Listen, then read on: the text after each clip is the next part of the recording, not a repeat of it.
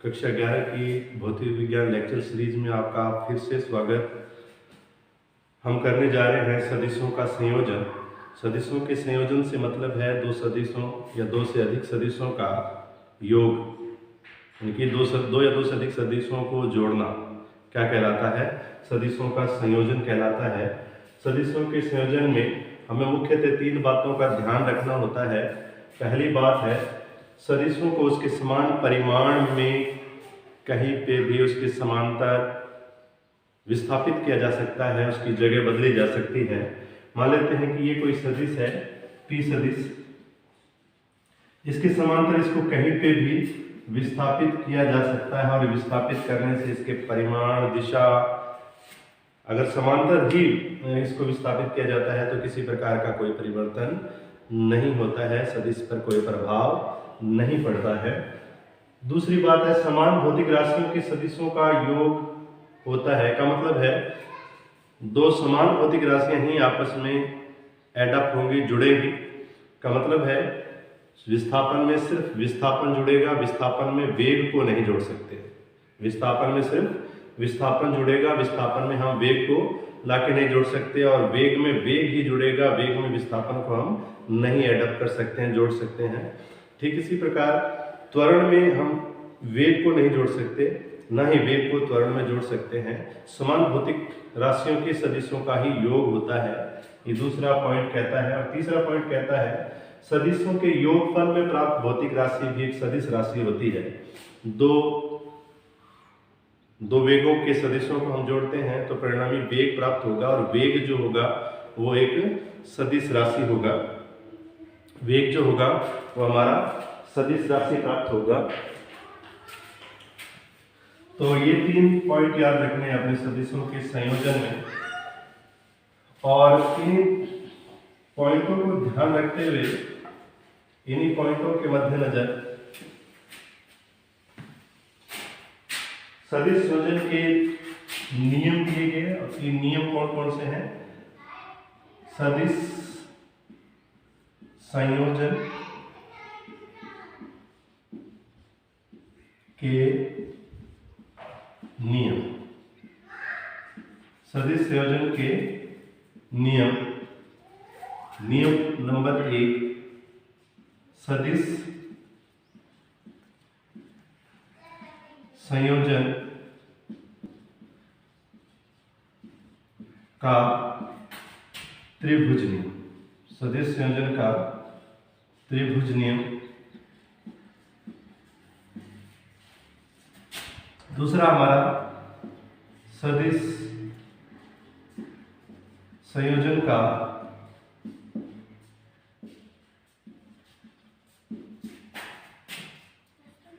समांतर चतुर्भुज नियम।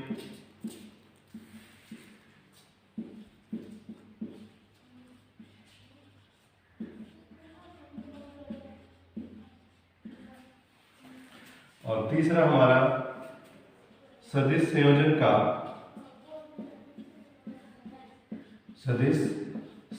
का बहुभुज नियम।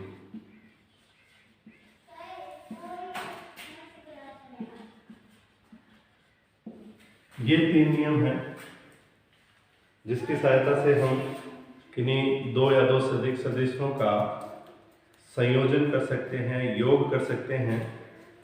पहला जो सदिश है, पहला जो नियम है सदिश संयोजन का, इस नियम के अनुसार हम दो सदिशों का संयोजन कर सकते हैं। ठीक इसी प्रकार दूसरा नियम जो है किन्हीं दो सदिशों के संयोजन के लिए लागू होता है। और तीसरा जो नियम है सदिश संयोजन का, इसमें दो या दो से अधिक सदिशों के लिए ये लागू होता है। तो हम नियम नंबर 1 की बात करते हैं, सदिश संयोजन का त्रिभुज नियम। सदिश संयोजन का त्रिभुज नियम। सदिश संयोजन का त्रिभुज नियम कहता है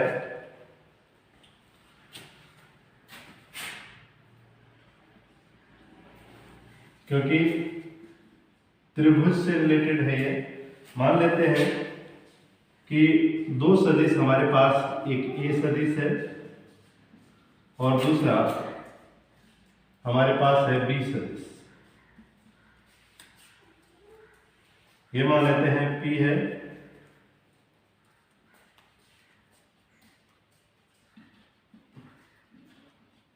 ये P सदिश, और ये मान लेते हैं BC कोई सदिश है, Q सदिश है। यदि इन दोनों सदिशों को किसी त्रिभुज की भुजाओं द्वारा निरूपित किया जाए, और अपने को पता है कि उन तीनों नियमों का पालन करना है, तो इसको इसके समांतर ही यहाँ विस्थापित कर दिया, तो इसको यहाँ रख दिया इसके समांतर। ये हमारा P सदिश, ये P सदिश, और ये हमारा है Q सदिश। इसको हम लिखेंगे A, ये है B और ये C। तो इसके अनुसार, इस नियम के अनुसार, नियम क्या कहता है कि यदि किन्हीं दो सदिशों को किसी त्रिभुज की दो भुजाओं द्वारा निश्चित क्रम में व्यक्त किया जाता है, प्रदर्शित किया जाता है, तो इस त्रिभुज को बंद करने वाली तीसरी भुजा इन दोनों सदिशों के परिणामी सदिश को व्यक्त करेगी।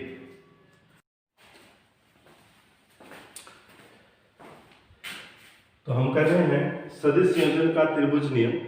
सदिश संयोजन का त्रिभुज नियम कहता है कि यदि किसी त्रिभुज की दो भुजाओं द्वारा किन्हीं दो सदिशों को व्यक्त किया जाता है, तो तीसरी भुजा इन दोनों सदिशों के परिणामी सदिश को व्यक्त करती है, जो कि इनके विपरीत क्रम में होती है। दोबारा से, यदि किसी त्रिभुज की दो भुजाओं द्वारा किन्हीं दो सदिशों को व्यक्त किया जाता है, तो तीसरी भुजा द्वारा इन दोनों सदिशों के परिणामी सदिश को व्यक्त किया जाता है, जो कि इन दोनों के विपरीत क्रम में होती है।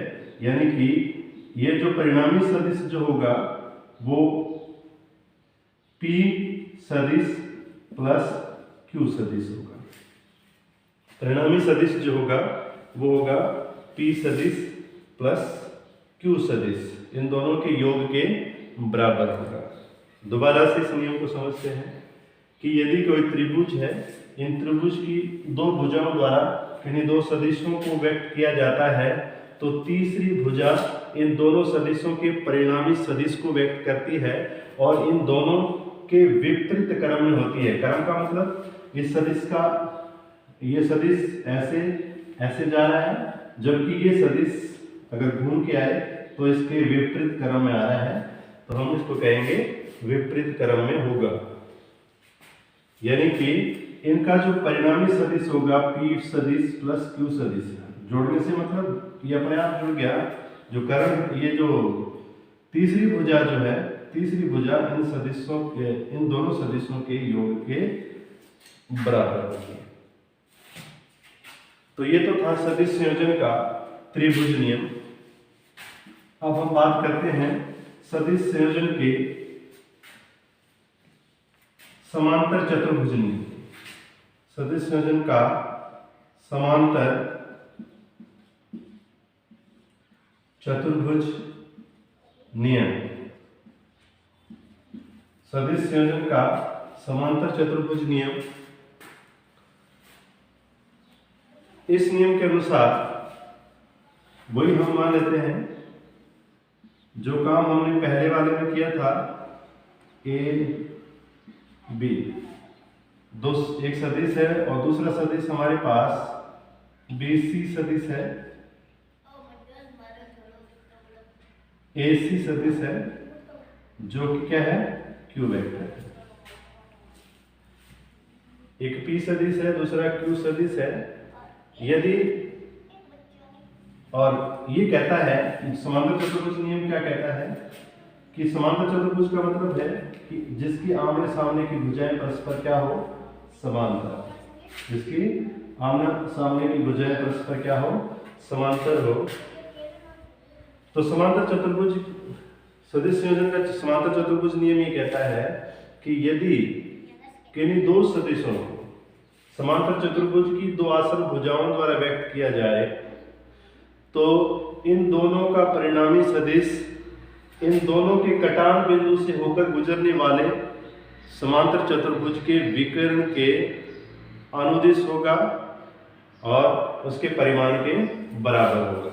का मतलब है कि यदि हम इस AB सदिश को इस भुजा के अनुदिश दिखा दें, ये हमारा P वेक्टर है, और इस दिशा में हम दिखा दें ये Q वेक्टर है, तो जो परिणामी सदिश होगा A व D को मिलाने वाले विकर्ण के अनुदिश होगा, A व D को मिलाने वाले विकर्ण के अनुदिश होगा। जो परिणामी सदिश होगा वो A व D बिंदु को मिलाने वाले विकर्ण के अनुदिश होगा, और इन दोनों सदिशों के योग के बराबर होगा, सदिश योग के बराबर होगा। दोबारा से समझें, यदि किन्हीं दो सदिशों को किसी समांतर चतुर्भुज की किन्हीं दो आसन भुजाओं द्वारा व्यक्त किया जाता है, तो इन दोनों सदिशों का परिणामी सदिश इन दोनों सदिशों के कटान बिंदु से होकर गुजरने वाले विकर्ण के अनुदिश होगा तथा इसका जो परिमाण होगा इन दोनों सदिशों के सदिश योग के बराबर। इन दोनों का जो योग होगा वो परिणामी के बराबर होगा। तो ये तो था समांतर चतुर्भुज नियम। इसके बाद में हम बात करते हैं तीसरा जो नियम है,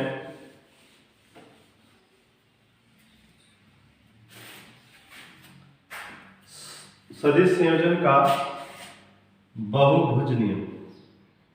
बहुभुज नियम, सदिश संयोजन का बहुभुज नियम,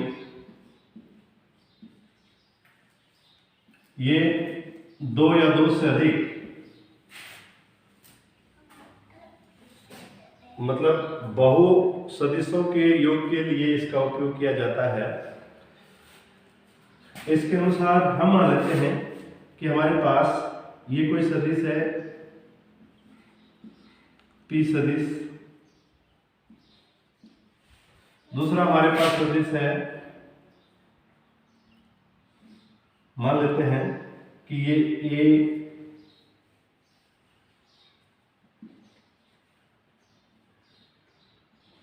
ये BC सदिश, तीसरा हम मान लेते हैं हमारे पास सदिश है CD सदिश, ये मान लेते हैं Q सदिश है, और ये मान लेते हैं R सदिश। R तो अपना परिणामी को दिखाएंगे हम, ये S सदिश मान लेते हैं, और एक सदिश ये है हमारे पास जो कि है DE, जिसको हमने लिखा है T वेक्टर। तीसरा सदिश हमारे पास ये सदिश है जिसको हमने लिखा है EF सदिश, EF, और U वेक्टर इसको हमने लिख दिया। तो इन 5 सदिशों का हमें संयोजन करना है। तो इस 5 सदिशों के संयोजन के लिए हम कौन सा नियम लगाएंगे? सदिश संयोजन का बहुभुज नियम। और किस प्रकार किससे संयोजित करेंगे, इसके लिए हमने ए वेक्टर को यहां लगा दिया, ई वेक्टर को हमने यहां लगा दिया। ये हमारा P वेक्टर है, P वेक्टर है, ये A भी इसके पॉइंट है। दूसरा हमारा सदिश था, उन्हीं नियमों का पालन, तीनों नियमों का पालन होना चाहिए कि समांतर ही हम इसको विस्थापित करेंगे। ये हमारा है BC सदिश, BC, और ये Q सदिश। तीसरा हमारा S सदिश जो है वो एकदम लंबवत है, ऐसे 90 डिग्री पे है, सीधा ब्लैक बोर्ड से S वेक्टर। इसके बाद में हमारा जो चौथा सदिश है ये इसका नाम टी, ये ई, टी वेक्टर। इसके बाद में हमारे पास है यू वेक्टर। तो जो परिणामी सदिश होगा बहुभुज का, इस बहुभुज को बंद करने वाली भुजा द्वारा दिया जाएगा। इस बहुभुज को बंद करने वाले भुजा द्वारा दिया जाएगा, जो कि इन सब के सदिश योग के बराबर होगा। मान लेते हैं कि ये है आर सदिश। क्या है? आर सदिश, जो कि बराबर होगा पी सदिश प्लस क्यू सदिश, पी सदिश प्लस क्यू सदिश प्लस एस सदिश प्लस टी सदिश प्लस यू सदिश। इन सब के सदिश योग के बराबर होगा। तो सदिश संयोजन का जो बहुभुज नियम है, इसके अनुसार यदि दो या दो से अधिक सदिशों को किसी बहुभुज की भुजाओं द्वारा निश्चित क्रम में व्यक्त किया जाता है, तो परिणामी जो सदिश होगा, परिणामी सदिश इस बहुभुज को बंद करने वाली भुजा द्वारा दिया जाएगा और इनके विपरीत क्रम में होगा। दोबारा से, यदि किन्हीं सदिशों को, दो या दो से अधिक सदिशों को किसी बहुभुज की भुजाओं द्वारा निश्चित क्रम में व्यक्त किया जाता है, तो उनका परिणामी सदिश इस बहुभुज को बंद करने वाली भुजा द्वारा दिया जाएगा तथा इन सब के विपरीत क्रम में होगा।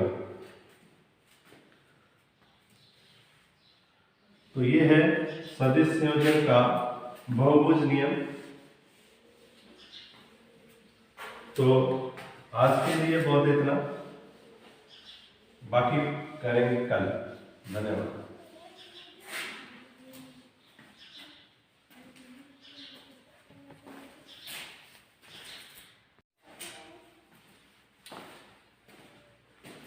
सदिशों के संयोजन के बहुभुज नियम का सत्यापन। अब हम इस बहुभुज नियम का सत्यापन करेंगे कि कैसे आर वेक्टर बराबर P vector plus Q vector plus S vector plus T vector plus you vector होता है। और इसमें हम सदिश संयोजन का त्रिभुज नियम लगा के इसको सत्यापित करेंगे। तो हम पहले त्रिभुज नियम लगाने के लिए त्रिभुज बनाना जरूरी है। तो हम मान लेते हैं ये ए बिंदु, ये बी बिंदु, ये सी, ये डी, ये ई और ये एफ बिंदु है। अब बिंदु ए को सी से मिला देते हैं तो ये त्रिभुज बंद हो जाएगा। बिंदु ए को डी से मिला देते हैं तो ये भुजा, ये त्रिभुज बंद हो जाएगा, ये वाला। और बिंदु ए को ई से मिला देते हैं तो ये त्रिभुज बंद हो जाएगा, इधर से ये त्रिभुज भी बंद हो जाएगा। इन सदिशों को हम कोई नाम दे देते हैं। इसको हम नाम देते हैं जे वेक्टर, के वेक्टर और एल वेक्टर। तीनों को हमने अलग अलग नाम दे दिया। इसको जे वेक्टर, इसको के वेक्टर और इसको एल वेक्टर नाम दे दिया। तो चित्र में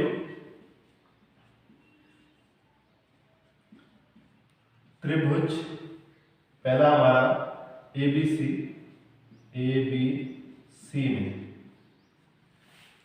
एबीसी में देखो ये और ये निश्चित क्रम में है, एक नियमित क्रम में है, जबकि ये इसके विपरीत क्रम में है। ये क्या है? इसके विपरीत क्रम में है।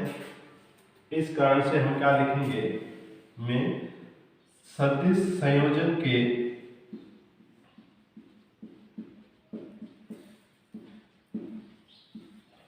त्रिभुज नियम से त्रिभुज नियम से क्या लिखेंगे? हम लिखेंगे J vector is equal to P vector plus Q vector. ये हमारी इक्वेशन फर्स्ट आ जाएगी। इसी प्रकार हम इस त्रिभुज की हमने बात करी, अब इस त्रिभुज की बात करेंगे जिसका नाम है ACD। त्रिभुज ACD में वही सदिश संयोजन का त्रिभुज नियम लगाना है। तो देखो भाई, ये भुजा और ये भुजा एक निश्चित क्रम में है। परिणामी सदिश को कौन व्यक्त करेगा? ये भुजा, जो किसके बराबर है? K vector. किसके बराबर है? K वेक्टर के। तो हमारे पास K वेक्टर बराबर क्या आ जाएगा? J vector plus S vector.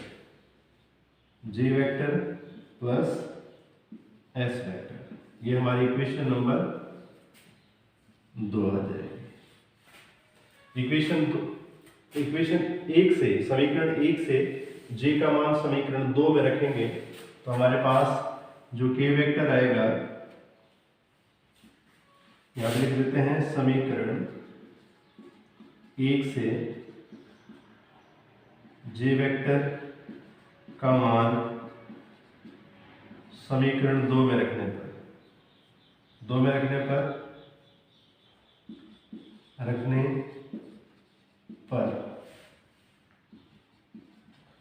तो हमारे पास आ जाएगा K वेक्टर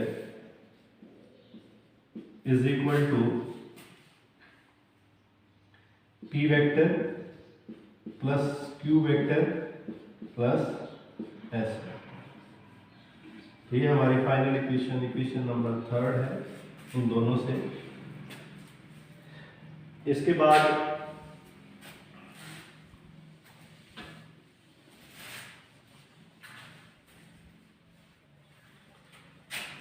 हम त्रिभुज इसकी बात कर चुके हैं, इसकी बात करेंगे। इस त्रिभुज का नाम त्रिभुज ADE में वही सदिश संयोजन का त्रिभुज नियम लगाना है। और त्रिभुज नियम लगाएंगे तो L vector is equal to K vector plus P vector. क्यों? क्योंकि ये और ये नियमित क्रम में है और इसके विपरीत क्रम में है। जो विपरीत क्रम वाला है दूसरे दोनों के योग के बराबर होता है, इसलिए K vector plus T vector. L vector is equal to K vector plus T vector. ये हमारी इक्वेशन नंबर क्या है? 4 है। इस 4 इक्वेशन में समीकरण जो 3 है, समीकरण नंबर 3 से K का मान रख देना है। तो समीकरण क्या करेंगे? 4 में समीकरण 3 से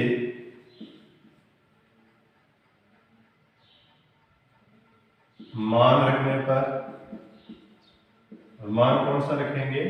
हम K वेक्टर का रखेंगे तो L वेक्टर हमारे पास आ जाएगा P vector plus Q vector plus S vector plus T vector.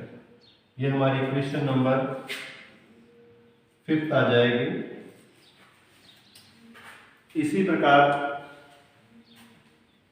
अपने हल करते जाएंगे और त्रिभुज हम इसमें पहुंच गए हैं। और इस त्रिभुज का नाम क्या है? त्रिभुज AEF में, त्रिभुज AEF में क्या है? R vector. अब देखो, ये और ये निश्चित क्रम में है और ये विपरीत क्रम में है, तो R वेक्टर बराबर L vector plus U vector. और इसको हम L का मान रख देते हैं समीकरण 5 से। ये समीकरण मान लेते हैं 6 है। 6 में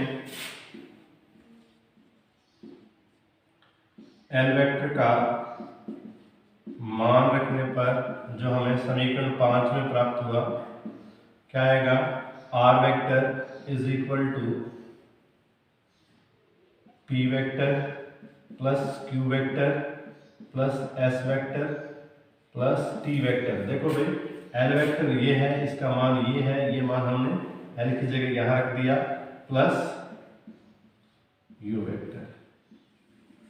और ये समीकरण और हमने जो नियम से ज्ञात की थी वो समीकरण दोनों बराबर है, अतः